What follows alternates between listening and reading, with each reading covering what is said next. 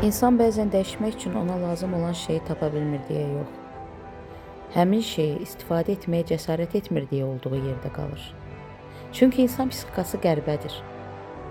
Bəzən ağrıdan çox naməlum azadlıq qorxudur insanı.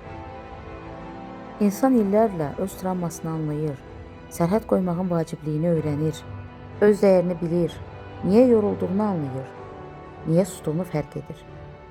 Amma bütün bu fərqindəliklər davranışa çevrilməyəndə, onlar sadəcə zehni içində yığılmış məlumat kolleksiyası olur. Və bir müddət sonra insan dəyişmir, sadəcə özünü analiz etməyi mükəmməl bacarır. Ən təhlükəli həbsxana da budur. İnsanın öz həbsini artıq tanıması, amma yenə də oradan çıxmaması.